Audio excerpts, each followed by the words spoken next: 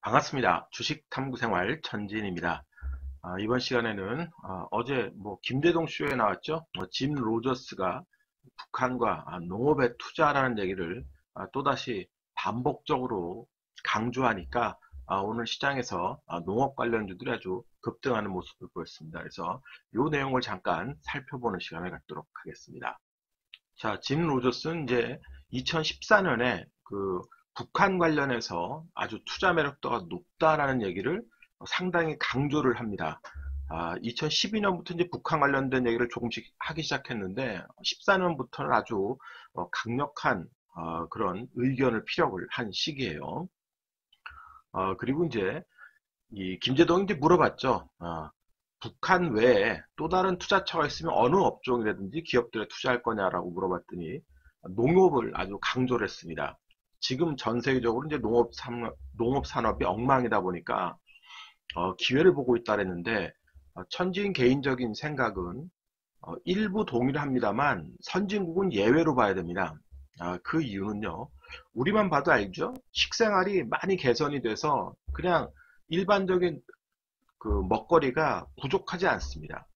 후진국 쪽은 먹거리가 부족하고 여전히 기근에 이렇게 시달리는 경우가 많이 있습니다. 북한 같은 경우는 말할 것도 없고요. 그러나 선진국은 좀 다른 차원으로 봐야 되고요. 후진국 쪽에 진출할 수 있는 기업들에 대해서 선별적으로는 이런 부분들은 공감을 하는 거죠. 그러나 선진국은 이것과는 예외적이다라고 보시면 될 것 같습니다. 그리고 이제 이날 사실 북한 관련 얘기나 농업 관련 얘기는 꾸준하게 나왔던 얘기이기 때문에 특별할 게 없었습니다. 그러나 투자자 입장에서 오히려 더 특별하게 보고 정말로 중요하게 여길 것은요, 바로 경제 리스크에 대한 부분입니다. 이날도 짐 로저스는 본인이 이제 직접적인 투자자의 입장에서 얘기를 한 거고요. 많은 또 경제학자들이 이것을 뒷받칠 만한 내용들을 언급을 많이 했었죠. 자, 전 세계 글로벌 환경이 지금 다 금융위기 이후에 부채 잔치를 벌이고 있습니다. 미국도 수백 %의 부채가 증가되고 있는 상황이라는 것을 또 강조했고요. 다음번에 금융위기가 닥친다면 더 심각한 수준이 될 수도 있다라고 강조를 했습니다. 그러면서 김대동한테 이런 얘기를 하죠. 빚을 꼭 줄여라 그러면서 본인이 5만원꼴인지 만원꼴인지 모르겠습니다만 돈을 슬쩍 건네는 아주 또 쇼맨십도 보여줍니다. 사실 짐 로저스 같은 투자자들은요. 레버러지를 활용해서 투자를 하는 걸 즐기는 사람입니다. 그런데 레버러지 투자를 만드는 사람, 그런 환경을 조성하는 사람이 빚을 꼭 줄이라고 강조하는 건요. 그만큼 지금 금융위기 이후에 빚잔치가 장난이 아니라는 겁니다. 근데 이거는 별로 공감을 안 할 거예요. 사람들이 별로 관심도 없고요. 어디에 투자해서 빨리 돈 버나 이것만 생각이 들 겁니다. 굉장히 중요한 얘기입니다. 과연 저것이 언제 뇌관이 터져서 그것이 큰 폭탄이 될 수 있을지는 아무도 모르죠. 그게 정확히 언제라는 건. 그러나 분명한 것은 지금도 진행되고 있다는 소리입니다. 그 리스크는 지금도 진행되고 있고 결국 어느 선에서 뇌관이 터지느냐 그것만 남아있는 거예요. 꼭 여러분들은 기억을 하셔야 될 겁니다. 자, 그렇지만 어쨌든 우리는 투자자니까 그런 위기 속에서도 자신이 갖고 있는 자산을 잘 지키면서 일부의 자산을 가지고 분명한 것은 또 수익을 만들어낼 수 있어야 되겠죠. 자, 그래서 농업 관련주들 많이 알려졌습니다만 좀 점검을 하겠습니다. 농우바이오 같은 경우는 이제 국내 1위의 종자 육종 및 육성 연구 기업입니다. 최대 주주가 농협이고요. 안전한 기업이 되겠죠. 자, 그런데 시총이 2,200억이나 됩니다. 조금 전에 다시 화면을 보면요. 자, 짐 로저스가 김대동에게 이런 얘기를 하죠. 농업도 지금 전 세계적으로 엉망이다. 아주 나쁘다는 소리입니다. 그런데 시가총액은 나쁘지 않아요. 저 시가총액이 더 나빠야지 투자할 기회가 생긴다는 소리인데 이미 북한 관련된 재료가 일부 또 반영이 되고 있고 그러면서 시총 자체는 싸지는 않습니다. 그들이 지금 만들어내는 이익 대비해서요. 아시아종묘 900억. 어쨌든 오늘 아시아종묘가 상한가고 최근에 좋았던 것은 역시 종자 관련된 그런 기업이고요. 그리고 시총이 1,000억대 미만이다 보니까 또 세력들이 앞다퉈 또 뛰어든 겁니다. 자, 경동 같은 경우는 농약 제조 판매인데 무려 시총이 4,600억. 대우 같은 경우도 비료 농약 제조인데 2,200억. 작지 않죠. 효성 OMB 친환경 유기질 비료 제조 판매, 뭐 조비 비슷한 일을 하고 있습니다. 자, 1,100억대, 1,600대. 현대사료나 우성사료, 한일사료는 이제 배합사료, 그러니까 동물과 관련된 뭐 양계, 양동 관련된 배합사료를 만드는 회사들인데 이 회사들도 시총이 1,400부터 뭐 800억 이렇게 있습니다만 결코 싼 수준은 아닙니다. 왜냐하면 이익을 그만큼 못 내기 때문에요.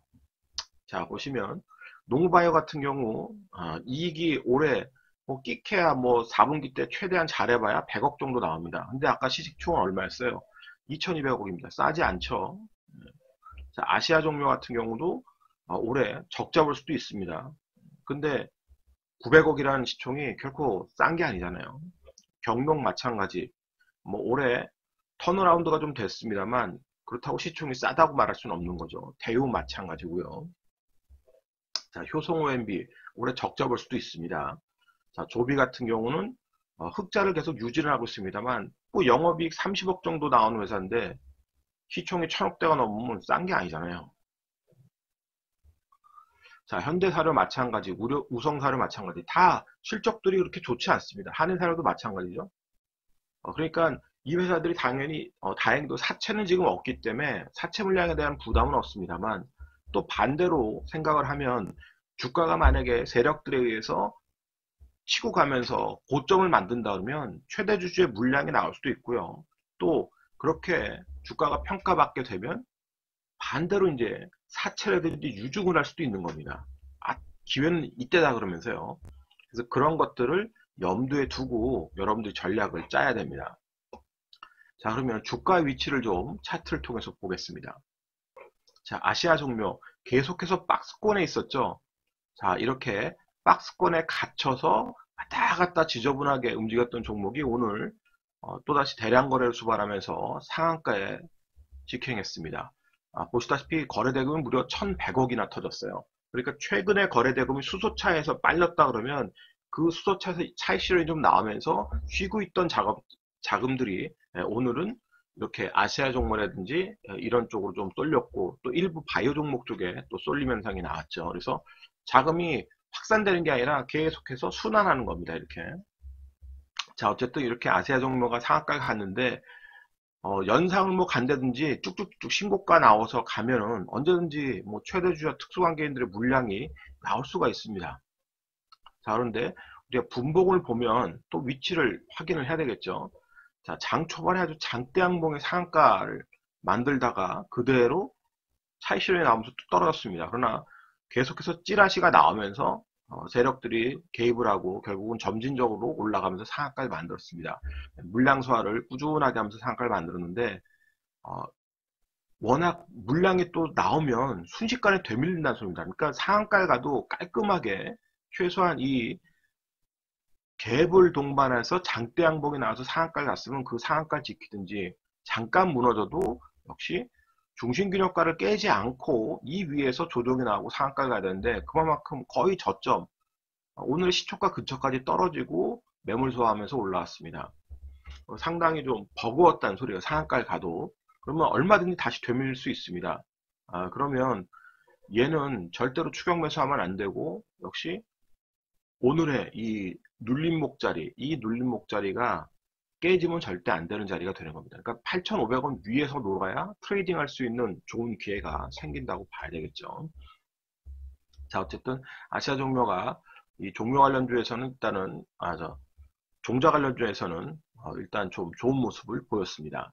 자, 그리고 같은 이제 종자 사업을 하고 있는 이제 국내 1위의 기업인 농우바이오 보면 오히려 잠깐 반짝였다가 주가가 크게 조정받고요. 바닥에서 이제 좀 올라오고 있습니다. 자, 올라오면서 거래를 조금씩 만들면서 올라오고 있는데 사실 이렇게 올라와도 또 이렇게 물려있던 자리가 금방 도달합니다. 그러면 매물소화를 또 해야 되겠죠. 그러니까 주가가 바닥에 있어서 움직였습니다만 아까도 시총을 보셔서 아시듯이 싼 게 아닙니다. 주가가 바닥이라고 싼 게 아니란 소리예요. 그래서 수급 보면서 이제 트레이딩을 해야 되는데 거래 대금이 작기 때문에 더 많은 거래 대금이 터질 때까지는 좀 관망을 하는 게 좋습니다. 농우바이오 같은 경우는요. 경농 같은 경우는 가장 최근에 이 비료 관련주, 농업 관련주에서 가장 핫했죠. 오늘도 좀 좋은 모습을 보이려고 했습니다만 오히려 얘는 미리 올랐기 때문에 차익 실현이 강하게 나왔습니다.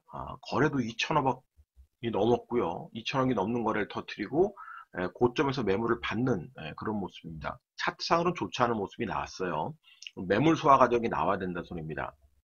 자, 역사적 신고가 만들고 이 위에서 계속해서 거래량을 만든다는 것은 좋습니다만 오늘의 윗꼬리는 기술적으로 이제 부담이 된 거예요. 저 매물이 소화되는 과정이 나와야 됩니다.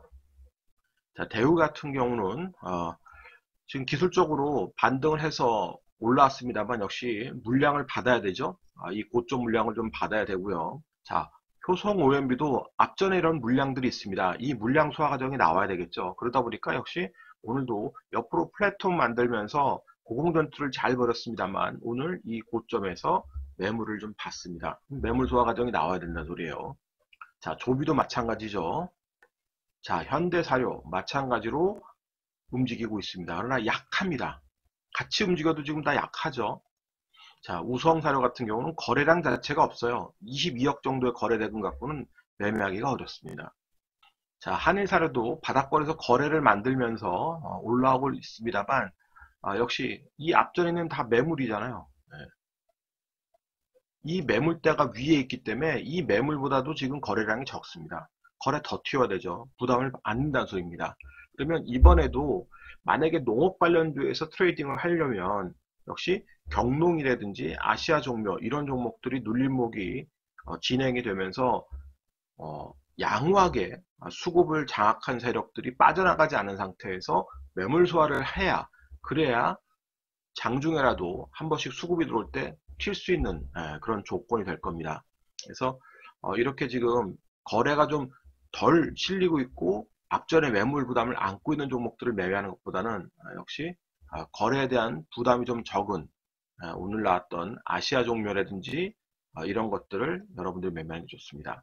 자, 박스권 탈출하고 상한가를 갔기 때문에 눌림목이 깊어진다 그래도 세력들은 또다시 개입을 하게 되어 있습니다. 왜냐하면 신고가를 한번 또 냈기 때문에 언제든지 세력이 붙으면 다시 한번 또 튈 수 있는 기회가 될 거예요. 그래서 아시아 종묘라든지 또 경동 같은 경우는 이미 많이 대장주 노릇을 하면서 평가를 받았기 때문에 이 고점에서 매물 소화가 좀 나와줘야 됩니다. 그러면서 얘네들이 매물 소화하면서 쉰다면 오히려 지금 옆으로 횡보하면서 쉬고 있는 그런 SOC 관련된 이 대북주들 또 좋은 사람들이나 뭐 신원, 인디F 같은 그런 그 개성공단 관련주 이런 것들이 또 순환배가 나올 수 있으니까요.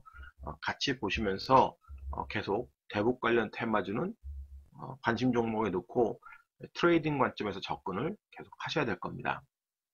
나중에 뭐 짐 로저스 관련된 내용은 따로 한번 투자 관점에서 이 사람의 투자 철학과 투자 포인트 이런 것들을 좀 짚어보는 시간을 갖도록 한번 해볼게요.